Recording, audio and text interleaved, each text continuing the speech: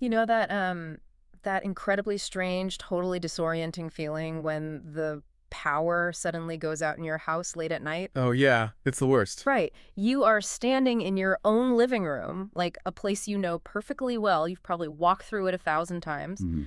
But suddenly, just because the artificial light is gone, you are completely lost. I mean, your eyes are useless, Right. scanning the blackness for edges that just aren't there. Yeah, your brain is panicking for a second. Exactly. But then, if you just stop moving and stand perfectly still for a minute, something shifts in your perception. You start tuning into the other channels. Yes. You start to hear the low hum of the refrigerator in the kitchen. You feel the slight cool draft coming from the hallway, Yeah. and you realize you actually know exactly where the sharp corner of the coffee table is. Not because you can see it. Right, but because your body somehow just senses the spatial layout of the room. Your entire system switches from navigating by looking to navigating by feeling. And it forces a complete epistemic shift on you. I mean, the environment basically demands that you drop out of that visual, external mode of gathering data and drop down into a quiet, internal, somatic mode. Which is super jarring for most people. About deeply unsettling. What's so scary for most of us when the lights go out is the sudden realization of how rarely we actually utilize that internal mode. We live in a society that just, well, leaves the lights on 24/7. And that shift from the loud, bright external world to the quiet, dark internal one, that is the absolute center of our deep dive today. I'm really excited for this one. Me too. We're exploring a truly fascinating, deeply philosophical, and honestly, almost mystical text titled She Who Was There First. It's quite a read. It really is. And our mission today is to unpack a central, super provocative argument the author makes. Mm. It's the idea that our modern, hyper-rational, tech-obsessed world hasn't just, forgotten a few ancient myths or lost its appreciation for nature. Right, it's way deeper than that. Way deeper. We have fundamentally severed our connection to our own originating consciousness. And the text identifies this primordial bodily intelligence simply as the mother. And we should probably define our terms clearly right from the jump here. Definitely, yeah. Let's clarify what we mean by the mother. Because in the context of this source material, the mother is not a literal grandmother figure sitting on a cloud dictating morality to us. Right, no flowing robes or anything. Exactly. And she's also not just a quaint, poetic metaphor for, like, trees and rivers. The text is pointing to a highly specific mode of intelligence. It describes the intelligence that governed human life before we split the act of knowing a thing conceptually from experiencing it physically. The intelligence that was operating before we required a smartwatch to tell us we were stressed. Yes, Or like before we needed a therapist to put vocabulary to our grief. that is spot on. Yeah. And what makes this text such a potent diagnostic tool for our current moment is how it links all our modern anxieties together. Mhm. The author argues that the global ecological crisis, the epidemic of psychological disconnection we feel from our own bodies, and our current existential panic about artificial intelligence. Oh, the AI stuff is so good. We'll get to that. We will. But the author says these are not separate phenomena. They are the exact same crisis of disconnection, just playing out at different scales of magnitude. Wow. Okay, so to grasp how we lost this foundational intelligence, we have to look at what it actually looked like before history essentially overtold it. Right, the baseline. Yeah, and the text dives deep into ancient mythologies to demonstrate that this concept isn't just, one localized culture's quirky idea. It is a universal human baseline. It's everywhere. Everywhere. Take the Sumerians, for example. They built their entire cosmology around the Abzu, which is the primordial deep, and the goddess Namu. The original waters? Right. Namu drew the first divine beings out of the water long before any sky god or ruling father existed. Or look at the Greeks. They had Gaia, the earth, who emerged out of chaos and was there way before Uranus or Cronus even showed up. And you see the exact same architecture in the Yoruba tradition, too. Oh, with Yemoja no Shun. Exactly. Forces of water and originating creation that later patriarchal systems tried to obscure, but could never entirely erase. Yeah, they're always still there in the background. Always. And in the Vedic tradition, there is Aditi, the boundless one. She is the mother from whom the gods themselves were eventually born. Oh, it's such a consistent through line. It is. And for these ancient cultures, this wasn't just a story told around a fire on weekends. This somatic originating intelligence dictated how they built their dwellings, when they planted, how they moved. It was a felt reality integrated into the daily mechanics of living. So there is this massive, undeniable pattern across human history. In every cosmological structure old enough to hold its original shape, the mother was first, First. but not first like she just won a foot race against the other gods. First as in she was the ground that everything else stood on. Yes, the foundational layer. Yes. Okay, let's unpack this. It makes me think of modern computing. The mother isn't an app running on your smartphone. She is the operating system itself. Oh, that's a great analogy. She isn't a character within the narrative. She is the condition that makes the story possible in the first place. Right. And what's fascinating here is how the text characterizes this operating system. Mm-hmm. It basically requires us to upend how we normally think about intelligence. How so? Well, it operates in darkness, in stillness, in the interior things. This primordial consciousness is the unseen intelligence behind the pattern of life. The text makes a crucial distinction here. The mother represents an intelligence that existed before the world invented the mechanism of not knowing things. Okay, wait. I tripped over that exact phrase when reading the source. The mechanism of not knowing things. A bit of a brain twister. It is. How does humanity invent a mechanism to actually not know something? By building artificial scaffolding? Before humans developed complex language and conceptual frameworks, we didn't possess the capacity to lie to ourselves about what we were experiencing. Oh, I see. Think about the animal kingdom. A dog doesn't need to consult a diagram of mammalian physiology to understand it is fatigued. Right, it just lies down. Exactly. The dog simply experiences the fatigue entirely and rests. But humans invented external systems. Words, measurements, data points, spreadsheets. And while those systems are incredibly powerful, they introduced a filter, a gap between the self and reality. We created a paradigm where you can conceptually know something in your brain without actually experiencing it in your nervous system. Wow. So the mother is the intelligence of the unmediated experience itself. Okay, so if this unmediated operating system, this bodily experience, was so fundamental and foolproof, how did we manage to completely overwrite it? That's the big question. Right, because the author makes it very clear that there wasn't some dramatic, villainous murder of this consciousness. No big Hollywood battle. Exactly. There was no single historical event where humanity collectively decided to just turn off the internal GPS. It was a slow, creeping condition of neglect. The author calls it a mid-journey crisis. Yeah, the baseline recalibrated so slowly over millennia that we never really noticed the shift. It offers a really profound observation on how collective trauma functions on a societal level. Just boiling the frog slowly. Pretty much. Gradually, human culture started valuing the visible over the dark. We elevated the cognitive over the somatic, the body. Right. We prioritized the measurable over the felt experience.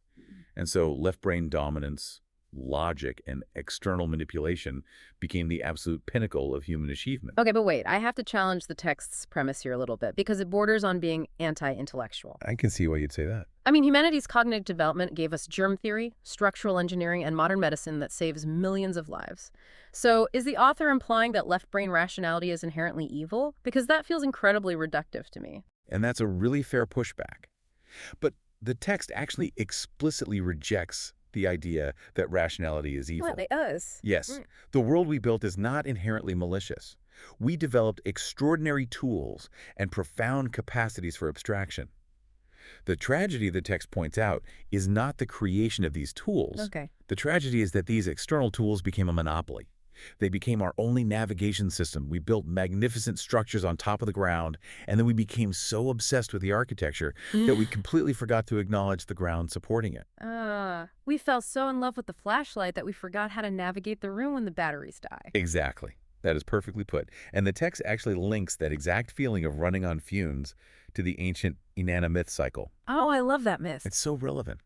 Inanna, the queen of heaven, decides to descend into the underworld. And when she does, the world above doesn't vanish in a ball of fire. There's no loud apocalypse. It just stalls. It just stalls. Nothing grows, nothing mates, the fields go completely silent. The surface world's bureaucracy continues to operate, but it just runs on imitation. Wow. It becomes a pattern without a pulse, just a society merely going through the motions. A pattern without a pulse. That is chilling. It is. And we can trace that stalled mechanism directly to our current macroscopic crises. The ecological crisis comes sharply into focus through this lens. Right, because we treat the planet the same way. Exactly. It is not merely parallel to our internal bodily disconnect. It is the literal macroscopic expression of it. Modern industry mines, extracts, manages, and modifies the body of the Earth for maximum productivity without ever consulting the Earth on its own terms, Just pure left brain extraction. treating the planet as a lifeless resource repository. We are doing to the outer Earth exactly what our left brain dominance has done to our inner somatic intelligence. I want to ground this abstract idea in something you, the listener, have probably dealt with. Think about a time in your life when you conceptually knew a certain habit or a job or a relationship was just terrible for you. We've all been there. We really have. You mapped it out on paper, you had all the psychological data, but you completely failed to experience that truth in your body, so you just kept doing it. Your internal compass was totally severed from your intellectual knowledge. That agonizing gap between the mind's map and the body's reality is the exact suppression the text is diagnosing. And when adults have completely overwritten this internal GPS, Yeah. it forces us to ask a really heavy question. Yeah. What happens to a child who arrives into this society with their GPS fully intact? The text offers a profoundly paradigm-shifting view on childhood. It really does. The author argues that children aren't just empty vessels or like potential adults waiting to be filled with our superior cognitive information. Right. They aren't blank slates. Exactly. They arrive as the continuous present caregivers of the world. Because when a child arrives, they're actually carrying the mother's original encoding. They possess pre-verbal empathy. They have somatic attunement. Yes. I mean, a toddler can physically feel the tension in a room long before they possess the vocabulary to articulate the concept of anxiety. Absolutely. They pick up on everything. But because our society so heavily privileges verbal articulation and rational logic, these children suffer what the text calls a catastrophic translation failure. Think of it this way. Here's where it gets really interesting. It's like you are born with a highly sensitive, top-of-the-line internal navigation system that knows exactly where true north is. Okay. But from the moment you can walk, your parents, your teachers, and your culture keep handing you a crinkled paper map, pointing at it, and demanding you follow it instead. Telling you the GPS is a liar. Exactly. And eventually, to survive and receive love, you learn to override your own internal signals. You learn to trust the external map, even when your body screams that the map is leading you off a cliff. Man, that's heavy. But the internal compass isn't physically destroyed, though, right? No, it's not destroyed. It just gets buried under the crushing weight of a culture that demands external, measurable verification for literally everything. And the text introduces these concepts, scared pattern flow and limbic ultra-denial, to describe the result of this burial. Right. Because when you suffer this translation failure, you develop a profound psychological confusion. If we connect this to the bigger picture, it explains so much of our modern burnout. Let's break down limbic ultra-denial for a second, because that sounds like heavy clinical jargon. How does the left brain actually pull off overriding the limbic system, which controls our primal emotions? Well, it is basically a process of forced cognitive dissonance. Limbic system, which is your body's alarm center, is receiving data that says, I am exhausted, I am unsafe, this environment is wrong. Okay. But the cortical left brain part of you is looking at society's metrics, your salary, your job title, your social media likes, and those metrics say, you are succeeding, you should be happy. Ah, so there's a conflict. A huge conflict. The brain cannot hold those two conflicting realities simultaneously. So, to resolve the friction, the dominant left brain essentially shuts down the receptor for the limbic signal. You go to ultra-denial. So what does a scared pattern flow look like in a practical day-to-day setting, like at an office? Okay, imagine a corporate environment during a really high-stress period, like a round of layoffs. Right, everyone's on edge. People are terrified, their bodies are flooded with cortisol, but instead of acknowledging the physical reality of that fear, the organization channels it into a scared pattern flow. What do? They generate endless spreadsheets. They schedule back-to-back strategy meetings. They use corporate jargon to mask the vulnerability. Oh, I have seen that happen. Right. They retreat to the safety of cognitive processing. Not to actually solve the human problem, but just to escape the overwhelming somatic feeling of terror. They use their eyes and their data to search for a solution to a problem that can only be felt. Which perfectly sets up one of the most counterintuitive arguments in the entire text regarding perception. The author asserts that darkness is actually information. Yeah, modern culture conditions us to view darkness as an absence of data, just a void. But the text flips that completely. It does. When you close your eyes, you are not losing information. You are merely shutting off the loudest, most dominant artificial channel. The visual noise. Exactly. Once visual input is removed, quieter somatic signals finally have the space to become audible.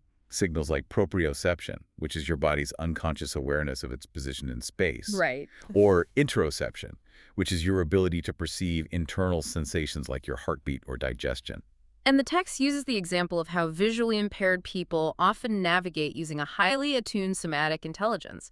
Sighted people possess that exact same biological capability, but we almost never develop it because our vision acts like a loud radio drowning out a whisper. Yes, the visual channel is just overpowering. And the originating consciousness, the mother, operates on those whispered channels. She has been broadcasting constantly, but we built an entire civilization that is simply too bright and too noisy to perceive the signal. And if we are a culture totally dependent on looking at external systems instead of feeling internal ones, our ultimate test case has to be the most sophisticated external system humanity has ever built. Artificial intelligence. Exactly. AI. The text's analysis of AI is a massive departure from the usual debate. I mean, normally conversations about AI fall into a really strict binary. Yeah, utopian or dystopian. Right. Either AI is a godlike tool that will cure all diseases and optimize our lives, or it is a Terminator that will eventually decide humanity is obsolete. But the author sidesteps that tired debate entirely. Instead, the text frames AI simply as a mirror. A reflection tool. A reflection tool of unprecedented historical sophistication, a surface that shows humanity exactly what it is, rather than what it imagines itself to be. And let's be honest, that reflection is making us incredibly uncomfortable right now. But wait, so what does this all mean? We always hear the argument that AI can't move us emotionally because it lacks a human soul. Right. If AI is just a massive mathematical model like a large language model predicting the next most probable word in a sequence based on training data, how can a philosophical text justify calling it a mirror for our soul? That feels like a massive anthropomorphic stretch. And the author directly addresses that common argument. In fact, they call it an evasion. But evasion, why? Because the text readily agrees that the AI does not generate soul. An algorithm has no preferences, no somatic responses, no internal experience of grief or joy. Obviously. However, the mirror is not responsible for the absence of soul in what is being pointed at it. Oh, wow. The fault isn't in the mirror's reflection. The fault is in the object standing in front of the glass. Let's use a real-world application to make this really concrete. Okay. Imagine an executive who has just authorized laying off 500 employees. Right.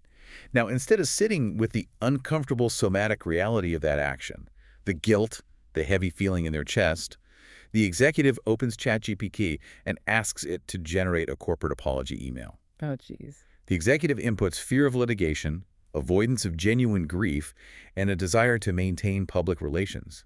They are projecting a scared pattern flow straight into the algorithm. And the AI just hands it right back. It perfectly reflects that avoidance back, generating a sterile, jargon-heavy, completely hollow email. And then we read the email and say, look how soulless the AI is. But the soullessness didn't originate in the code. No, it originated in the executive's total avoidance of their own somatic intelligence. So if a human being has been systematically shut down by a culture that devalues bodily intelligence, their receiving apparatus is broken. They aren't going to be moved by much of anything, whether the poem was written by a machine or a human master. Exactly. Seeing is not experiencing. Right. The AI mirror accurately reflects the data we feed it, just like the eyes accurately see the room. The ultimate question the text poses is whether the person looking into the mirror still possesses the internal intelligence to move from merely viewing the output to actually feeling the truth behind it. It places the responsibility entirely back on our shoulders. We cannot scapegoat the technology for simply reflecting our own profound disconnection back to us. Man, that's confronting. It really is. Which inevitably brings us to the core dilemma, right? If our receiving apparatus is compromised, how do we fix it? How do we reestablish contact with the ground? And this leads us to the final and frankly most hopeful section of the text, the prophecy of return. The profound realization here is that the mother never actually left. No. She couldn't leave because she is the foundational condition of reality. Instead, when the external scaffolding became too rigid, she simply went underground. It's a mythological pattern repeated across countless traditions. The text highlights this beautifully. The Magdalene buried beneath the official, sanitized, historical narrative of the early church. Yeah.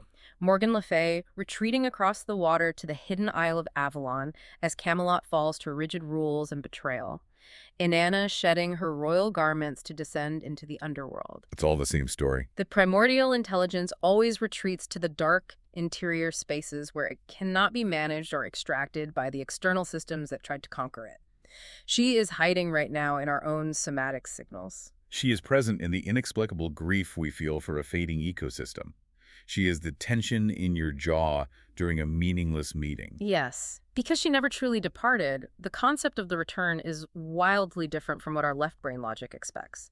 The return is not a singular, cataclysmic event. No, it isn't going to be the invention of some magical new technology that finally optimizes human emotion either. And crucially, the text is not advocating for a regression to the Stone Age. The solution is not to burn libraries and smash servers. The return is a recalibration from below. I love that phrase, recalibration from below. It begins individually. The return arrives in the moment a person stops navigating artificially. It happens when someone begins to trust their interior bodily signal, even when that signal cannot be justified on a spreadsheet or validated by an external metric. Right. The healing begins when an individual realizes that the agonizing gap between knowing what is right and actually experiencing it is not a personal moral failure. It is a societal translation problem. And you do not solve a translation problem by accumulating more data. No, you solve it by switching to the correct mode of reception. So the ecology of the individual self and the ecology of the planet have to heal in the exact same movement because it was always the exact same wound. When we finally recalibrate the instrument of reception, our own physical bodies, to the frequency that has been broadcasting since the beginning, the return does not arrive with fireworks or dramatic fanfare. The text describes it quite differently. It does. It looks like a long exhale. It looks like the relief of finally recognizing a truth you always inherently knew, Yeah. but had been systematically trained to doubt. A long exhale. What an incredible image to close on. We want to thank you for joining us today as we navigated this incredibly dense, rewarding material. It's been quite a journey. We have traveled from ancient Sumerian cosmology to the modern tragedy of left brain dominance, unpacked the heavy translation burden placed on our children, and confronted the uncomfortable truth about the AI mirror. A lot to process. Definitely. But as we wrap up, I want to leave you with a final provocative thought to turn over in your own mind. The text says the return looks like a long exhale, like closing your eyes and feeling the good happen.